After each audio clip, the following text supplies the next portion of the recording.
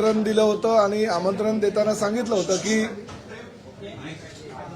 जे रिक्षा चालक आहे, टॅक्सी चालक आहे, त्यांना मराठी अनिवार्य आहे, ही राज्य शासनाची भूमिका आहे आणि त्या भूमिकेशी तुम्ही सहमत आहात का? तर त्यांनी प्रत्येकाने सांगितलं की ह्या भूमिकेशी आम्ही सहमत आहोत, परंतु काही त्यांच्या मागण्या होत्या. काही जे नेते मंडळी आहेत त्यांनी मराठी जुजबी म्हणजे कशा प्रकारचं मराठी तुम्हाला अपेक्षित आहे ते विचारलं. तर मी त्यांना सांगितलं की जो नियमामध्ये शब्दप्रयोग आहे की जुजबी आलं पाहिजे, म्हणजे प्रवासी मागे बसल्यानंतर त्याला कुठे जायचं आहे, काय सेवा हवी आहे, त्याला पैसे किती झाले, ह्या ज्या जुजबी गोष्टी असतात त्या रिक्षा चालकाला किंवा टॅक्सी चालकाला किंवा आता भविष्यामध्ये तर आम्ही ओला, उबेर, रॅपिडो प्रवासी ज्या गाड्या आहेत त्यांचा पण समावेश यामध्ये करणार आहोत. तर काही लोकांनी 6 महिन्याची मुदत मागितली, काही लोकांनी 1 वर्षाची मुदत मागितली, काही लोकांनी 3 महिन्याची मुदत मागितली. वेगवेगळ्या संघटना होत्या आणि वेगवेगळ्या संघटनांच्या माध्यमातून आता चर्चा झाली, सकारात्मक चर्चा झाली. मला अभिमान ह्या गोष्टीचा आहे की परिवहन मंत्री म्हणून प्रताप सरनाईकनी ही भूमिका घेतलेली आहे की महाराष्ट्रामध्ये जर तुम्हाला व्यवसाय करायचा असेल, तुम्हाला जर रिक्षा टॅक्सी चालवायची असेल तर तुम्हाला मराठी अनिवार्य आहे, मराठी येणं बंधनकारक आहे, जुजबी मराठी तुम्हाला यायलाच हवं. ह्या भूमिकेशी सगळ्यांनी सहमती दर्शवली. आता प्रश्न असा आहे की त्यांनी ह्याही गोष्टीशी पूर्तता करायचं सांगितलेलं आहे की आम्ही आमच्या रिक्षा संघटनांचे काही कार्यालय आहेत त्या ठिकाणी मराठी शिकवणी घेऊ. शशांक रावांनी सांगितलं जवळजवळ आमचे काही गोरेगावचं एक आमचं कार्यालय त्या ठिकाणी 70 ते 80 एका वेळेस रिक्षा चालक बसू शकतील, टॅक्सी चालक बसू शकतील, आम्ही त्यांच्यासाठी ट्युशन्स घेऊ. काही लोकांनी सांगितलं आम्ही आमच्या कार्यालयामध्ये घेऊ, काही लोकांनी सांगितलं आम्ही हॉल त्यासाठी भाड्यानं घेऊ. म्हणजे हाजी अराफत शेख किंवा बाकीचे जे काही हे नेते मंडळी आलेले प्रत्येकाने प्रत्येकाची भूमिका स्पष्ट केली आणि भूमिका स्पष्ट करताना त्यांचं असं म्हणणं होतं की आमच्या रोजीरोटीवर कुठेही पाय आला नाही पाहिजे, रोजीरोटी कुठेही बंद झाली नाही पाहिजे आणि त्या पद्धतीची जर तुमची भूमिका असेल तर ते आम्हाला मान्य आहे. आणि आम्ही त्यांना सांगितलं की शेवटी हे राज्य शासन आहे, देशातलं प्रगत राज्य म्हणून परिचित आहे. मुख्यमंत्री आणि दोन्ही उपमुख्यमंत्री अतिशय चांगल्या प्रकारचं काम करत असताना रोजगार निर्मिती हे आमचं पहिलं उद्देश आहे आणि त्या माध्यमातून देशामध्ये रोजगार निर्मितीचं पहिलं राज्य करण्याचा आमचा मानस आहे. त्यामुळे ह्या कारणांमुळे तर आम्ही कुठल्याही परिस्थितीमध्ये कोणाचा रोजगार बुडणार नाही याची आम्ही दक्षता घेऊ. परंतु शेवटी तुम्ही जर असं म्हणाल की नाही आम्ही महाराष्ट्रात राहू, व्यवसाय करू, आम्ही रिक्षा चालू, आम्ही टॅक्सी चालू, परंतु आम्ही कुठल्याही परिस्थितीमध्ये हिंदीमध्येच बोलणार, मराठी बोलणार नाही, हे चालणार नाही. आणि जे माझी भूमिका आहे त्या भूमिकेशी ते स्पष्टपणे सहमत होते. त्यांनी मुदत मागितलेली आहे आणि मुदत मागत असताना सुद्धा त्यांनी जबाबदारी सुद्धा घेतलेली आहे की आम्ही साहित्य परिषद म्हणजे कोकण मराठी साहित्य परिषद यांनी सांगितलेलं आहे की आम्ही आमच्या 72 शाखांमध्ये मराठी शिकू. आमच्या मेहंदळताईंनी सांगितलेलं आहे की आमच्या मुंबई मराठी साहित्य संघातर्फे आम्ही मराठी शिकू. त्यांचं सुद्धा ज्ञान जे आहे, त्यांची सुद्धा मदत जी आहे ती घेण्याची भूमिका ह्या सर्वांनी ठरवलेली आहे. मी त्यांचं मनापासून आभार व्यक्त केलाय आणि त्यामुळे आमच्या भूमिकेशी, राज्य शासनाच्या भूमिकेशी सर्व रिक्षा टॅक्सी युनियनचे नेते तयार आहेत की आमच्या भूमिका जी योग्य आहे. त्यांनी मुदत मागितलेली आहे, परंतु शेवटी मुदत मागितलेली आहे. उद्या आमचं आता आरटीओच्या अधिकाऱ्यांची मी बैठक केली, कारण मला कळलं पाहिजे ना, शेवटी त्यांनी मुदत वाढवली. आपल्याला हे राजकीय काही घोषणा आहे आणि त्यामुळे आपण आता त्यांना म्हणजे त्यांचं समाधान करण्यासाठी त्यांना मुदत वाढ वगैरे द्यायची अशी भूमिका बिलकुल नाही. मी आता त्यांना शब्द काही दिलेला नाहीये. उद्या आरटीओच्या सगळ्या 59 आरटीओची मी बैठक बोलवलेली आहे सकाळी 10:30 वाजता आणि त्या बैठकीमध्ये ह्या बाबतीतला आम्ही निर्णय घेऊ. त्यांनी मुदतवाढ जर मागितली असेल, मी आधीच घोषणा केली होती की तुम्हाला जर शिकवणी पाहिजे असेल शिकवणी द्यायला तयार आहे, तुम्हाला जर काही स्वयंसेवी संस्थांची मदत पाहिजे असेल तर ती मदत द्यायला तयार आहोत, तुम्हाला जर मुदत पाहिजे असेल तर ती आम्ही मुदत द्यायला तयार आहोत, परंतु मुजोरी चालणार नाही. आम्ही व्यवसाय करू, धंदा करू, परंतु आम्ही मराठी बोलणार नाही. ही जर भाषा तुमची असेल तर ती भाषा परिवहन मंत्री म्हणून मी सहन करणार नाही. त्यांना त्यांची भूमिका जी आहे, आता मुदतवाढ दिलेली नाही, परंतु त्यांना मी सांगितलेलं आहे की सकारात्मक आम्ही भूमिका घेऊ. फक्त उद्या आमची आरटीओच्या अधिकाऱ्यांच्या बैठकीमध्ये त्या बाबतीतला आम्ही निर्णय घेऊ आणि पुढे करू. एक गोष्ट मी तुम्हाला सांगतो, मुदतवाढ ही त्यांनी मागितलेली आहे, आमची द्यायची तयारी आहे, पण फक्त आता किती वेळ द्यायचा, किती काळासाठी द्यायचा, कारण काय मग मुदतवाढ संपणार नाही. कारण आजच्याच बैठकीमध्ये कोणी 3 महिन्याची मागितलेली आहे, कोणी 6 महिन्याची मागितलेली आहे, कोणी 1 वर्षाची मागितलेली आहे. शेवटी आम्हालाही ठरवावं लागेल हो, फक्त ही राजकीय घोषणा नको. उद्या जर 3 महिने झाले, 6 महिने झाले आणि कोणी मराठी बोललाच नाही तर आम्हाला शेवटी पकडणार सर्वसामान्य जनता हे आम्हाला. परंतु माझं आपल्या माध्यमातून जनतेला सुद्धा आव्हान आहे आणि त्यांनी सुद्धा तीच भूमिका मांडली. जर ड्रायव्हर आणि म्हणजे टॅक्सी ड्रायव्हर किंवा रिक्षा ड्रायव्हर हा हिंदी आहे, हिंदी भाषिकच आहे असं समजून प्रवाशांनी सुद्धा त्यांच्याबरोबर हिंदीमध्ये संवाद साधणं योग्य नाही. जबाबदारी प्रवाशांची सुद्धा आहे. प्रवाशांनी सुद्धा त्यांच्याबरोबर मराठीमध्ये संवाद जर साधला तर 70% काम इकडेच आमचं संपेल. 15 ऑगस्टपर्यंत त्यांना मुदतवाढ देण्याचा निर्णय आहे का? 6 महिन्याचा किंवा 3 महिन्याचा काही कालावधी देण्याची सरकारची भूमिका आहे? नाही, आम्ही वेळ देऊ, योग्य ती वेळ देऊ. ह्या बाबतीतला निर्णय उद्या मी घेईल. परंतु शेवटी काही आता बघा, मी मीरा भाईंदरच्या लोकप्रतिनिधींनी पत्र दिलं होतं आणि त्या पत्राच्या अनुषंगानं मी माहिती घेतली. मीरा भाईंदरला रिक्षा परमिट तपासणी 3066 झालेली आहे. म्हणजे 1 महिन्यापासून आम्ही ही मोहीम केली तर 3066 रिक्षा परमिट तपासणी आम्ही केलेली आहे.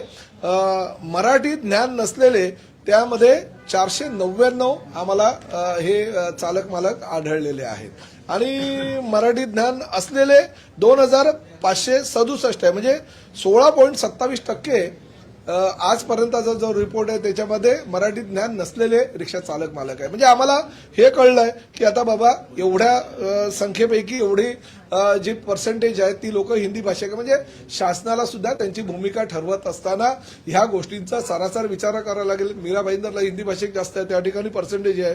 ठाण्याला हिंदी भाषिक कमी आहे, कल्याण डोंबिवलीला हिंदी भाषिक कमी आहे, मुंबईला काही क्षेत्रामध्ये हिंदी भाषिक जास्त आहे तर काही ठिकाणी कमी आहे. आम्हाला हे सगळं नॉलेज जे आहे आमच्या आरटीओच्या अधिकाऱ्यांच्या माध्यमातून उद्या मिळेल आणि त्यासाठी आम्ही ती उद्याची बैठक लावू. नाही, बघा, मुदतवाढ काही लोकांनी 3 महिन्याची मागितली आहे, काही लोकांनी 6 महिन्याची मागितली आहे, काही लोकांनी 1 वर्षाची मागितली. आता किती मुदतवाढ द्यायची हा आता आम्ही उद्या निर्णय घेऊ. शेवटी मुदतवाढ दिल्यानंतर त्या मुदतीच्या कालावधीमध्ये ते झालंही पाहिजे ना. फक्त बैठक घ्यायची आणि मुदत मागायची, पण काही त्यातनं शक्य जर होणार नसेल तर ते नाही. आता शेवटी ही काय राजकीय घोषणा नाही. महाराष्ट्रामध्ये आणि मराठी भाषेमध्ये मराठी भाषेचा प्रचार आणि प्रसार व्हावा ही राज्य शासनाची भूमिका आहे. परिवहन मंत्री म्हणून माझी भूमिका आहे आणि मला आनंद ह्याच गोष्टीचा आहे की प्रत्येकाने परिवहन मंत्री म्हणून माझी जी भूमिका आहे ती मान्य केलेली आहे की मराठीमध्ये व्यवहार होणं गरजेचं आहे. फक्त ते जुजवी मराठी असलं पाहिजे. म्हणजे महाराष्ट्रामध्ये जर व्यवसाय करायचा असेल तर मराठी अनिवार्य आहे. ही जी माझी भूमिका आहे त्या भूमिकेशी सगळे जी नेते मंडळी आता आलेली ती सहमत आहे. मुदतवाढचा निर्णय नेमका कधी होणार आहे आणि कुठल्या उद्या ह्या संदर्भात मी बैठक घेतोय आणि त्या बैठकीनंतर निर्णय घेतो.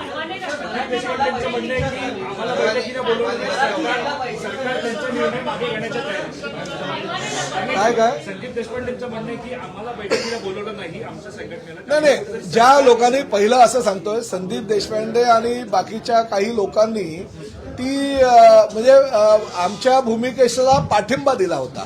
आज आम्ही बैठकीला बोलवलं, फक्त विरोध ज्यांनी केला म्हणजे शशांक राव, संजय निरुपम, हाजी अराफत शेख ह्या लोकांनी विरोध केला होता. त्या विरोध करणाऱ्या संघटनांनी बोलवलं. उलट मला असं वाटतं की ही म्हणजे त्यांच्या पक्षाच्या नेत्यांनी तर स्वागत केलेलं आहे, त्यामुळे त्यांना बोलायची गरज नाही, ते आमच्यासोबतच आहे.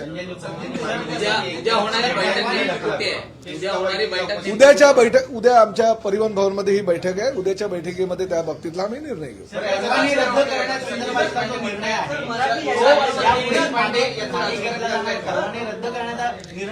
निर्णय जे आहे कुठलेही मागे आजच्या बैठकीमध्ये त्यांनी मुदत मागितलेली आहे. त्या मुदतीसाठी किती महिन्याची मुदत द्यायची हे आम्ही उद्या निर्णय घेऊ. परंतु राज्य शासनाची पहिलीपासूनची जी भूमिका आहे ती भूमिका आजही त्या भूमिकेवर मी ठाम आहे.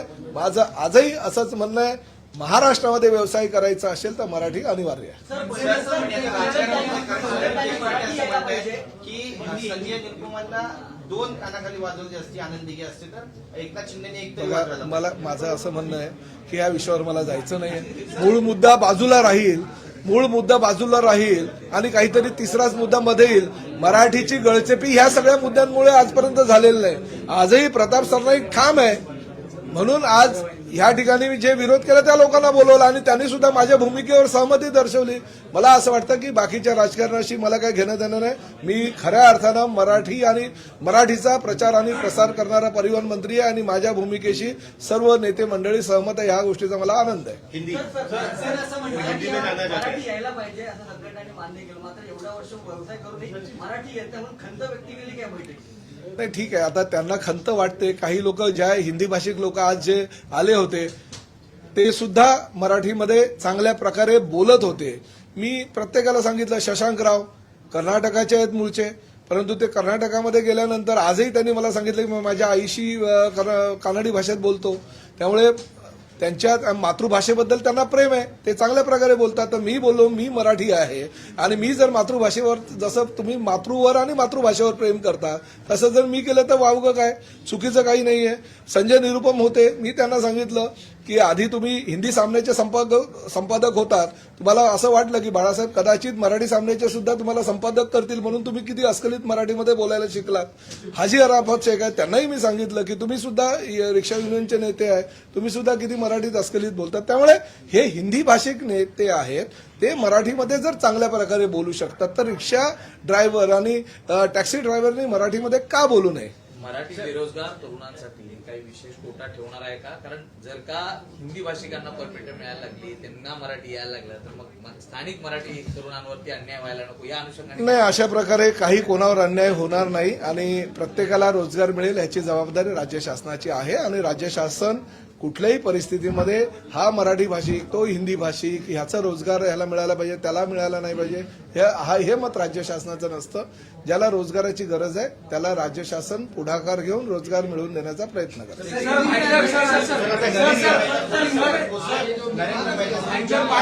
जमिनीचा विषय आहे, त्यामध्ये तुमच्यावर पुन्हा एकदा नरेंद्र मेहतांनी आरोप एक गोष्ट सांगू का, मी ह्या भूमिकेवर ठाम आहेत.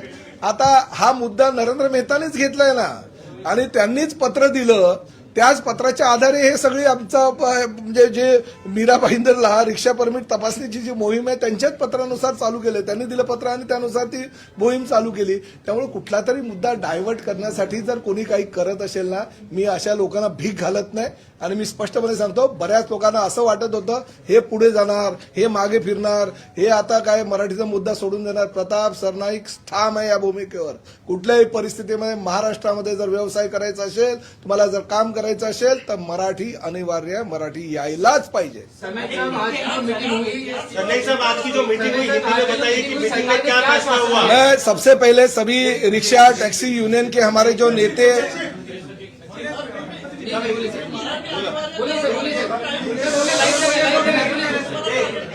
क्या आश्वासन दिया गया आज की मीटिंग?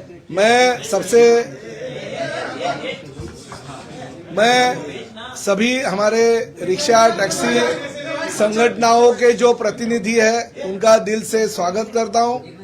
हमने जो राज्य शासन के माध्यम से निर्णय लिया कि रिक्शा चलाने वाले, टैक्सी चलाने वाले जो भी लोग हैं, जो भी ड्राइवर है, उनको मराठी आना चाहिए और उस माध्यम से हम कोशिश कर रहे थे. कुछ हमने ड्राइव लिया और ड्राइव में मालूम भी पड़ा कि कितने लोगों को मराठी आता है, कितने लोगों को नहीं आता है. और आज भी जो नेता इस बैठक में थे वो विरोध कर रहे थे और विरोध करते करते कुछ नेताओं ने कहा था हम स्ट्राइक करेंगे, कुछ नेताओं ने कहा था कि हम इसका विरोध करेंगे, रास्ते पे उतरेंगे. मगर आज के बैठक में ये निर्णय लिया गया है और उन्होंने भी ये कहा कि हमें कुछ भी स्ट्राइक नहीं करेंगे, हम कुछ भी आगे नहीं जाएंगे. हमारा यही कहना है कि थोड़ा सा मोहलत हमको चाहिए.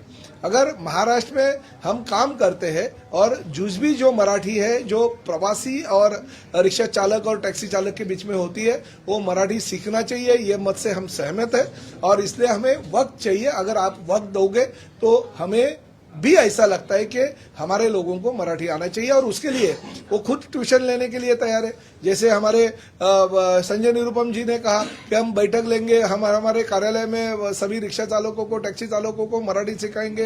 हाजी अरब शेख ने कहा है कि हम वहाँ पे अच्छी तरह से हम हॉल लेंगे, हॉल में मराठी सिखाएंगे। हमारे विक्रम प्रताप सिंह ने कहा कि हम भी सभी रिक्शा चालकों को मराठी सिखाने की कोशिश करेंगे। हमारे शशांक राव ने कहा कि हमारी यूनियन की जो कार्यालय है वो कार्यालय में हम हमारे टैक्सी और रिक्शा चालकों को बिठा के उनसे मराठी पढ़वा लेंगे, रिक्शा सिखाएंगे उनको मराठी। और खासकर हमारा जो कोकण मराठी साहित्य परिषद है, उन्होंने उनकी 72 शाखाओं में मराठी जो है वो सिखाने की जो उनकी कामना है वो हम पूरी करेंगे। मुंबई मराठी साहित्य परिषद है, उन्होंने कहा था कि हम भी मराठी सिखाएंगे। तो ऐसे हमारे मराठी साहित्यिक लोग भी सामने आ रहे हैं, वो भी मराठी सिखाने के लिए तैयार है। तो ऐसी परिस्थिति में मेरा ये कहना है कि आज की जो बैठक हो गई बहुत ही अच्छी हो गई। सिर्फ हमें यह निर्णय लेना है, क्योंकि मराठी सीखने के लिए अगर लोग तैयार है तो राज्य शासन की यही भूमिका है कि किसी भी हालत में हम उनको मराठी सिखाने के लिए प्रवृत्त करेंगे। वो मराठी सीखने को तैयार है। अगर उन्होंने टाइमिंग मांगा है, किसी ने 3 महीने का मांगा है, किसी ने 6 महीने का मांगा है, किसी ने 1 साल का मांगा है, हम टाइमिंग देने के लिए पहले भी तैयार थे और आज भी तैयार है। मगर कोई अगर ये कहेगा कि नहीं हम सीखेंगे नहीं, मगर हम धंधा भी करेंगे, व्यवसाय भी करेंगे महाराष्ट्र में, मगर मराठी हम तैयार ही नहीं होंगे सीखने के लिए, तो ये नहीं चलेगा। महाराष्ट्र में अगर आपको व्यवसाय करना होगा, महाराष्ट्र में अगर आपको काम करना है, महाराष्ट्र में अगर प्रवासी गाड़ियां जो आपको चलानी है, तो हमको मराठी आना चाहिए। या हमारी भूमिका है, ये भूमिका से ये सहमत थे, इसलिए मैं उनका आभार व्यक्त करता हूँ। अभी ऐसा है कि मीरा भाईंदर का रिपोर्ट आया, क्योंकि पहली तो मांग मीरा भाईंदर से हुई थी। मीरा भाईंदर के स्थानीय लोक प्रतिनिधि ने कंप्लीट की थी। इसकी वजह से हमें ये जो निर्णय है वो निर्णय लेना पड़ा। कल आरटीओ के सभी हमारे 59 जो आरटीओ है, सभी जगह से हमने रिपोर्ट मंगाए। सबकी रिपोर्ट आने के बाद हम निर्णय लेंगे। मगर शासन सकारात्मक है। शासन ने ऐसा कहीं नहीं कहा कि नहीं जबरदस्ती आपको आज के आज ही निर्णय लेना पड़ेगा। आज नहीं तो अभी इतने साल रुके भाई, थोड़ा दिन रुकने के लिए हमें कोई ऐसे नहीं है कि जबरदस्ती हम कर रहे हैं, मगर उसका टाइमिंग निश्चित होना चाहिए। जो लोगों ने मांग की है वो लोगों ने जिम्मेदारी भी लेनी चाहिए कि नहीं, हम अगर 3 महीने का टाइमिंग मांगते हैं, हम अगर 6 महीने का टाइमिंग मांगते हैं, तो हमारी जिम्मेदारी हमारी लोगों को वो 3 महीने में या 6 महीने में हम सिखाएंगे। Thank you sir. जो ड्राइव है उसमें रोहिंग्या और बांग्लादेशी लोग भी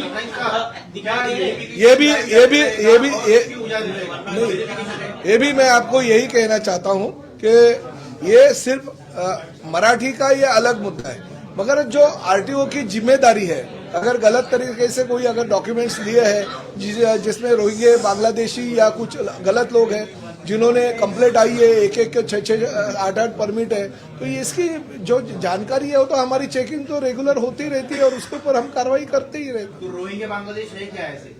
मिलेंगे, अभी तक तो नहीं मिले, मगर मिलेंगे तो जरूर उनको उनके गांव भेज देंगे। पुलिस उनके ऊपर एफआईआर करेगी।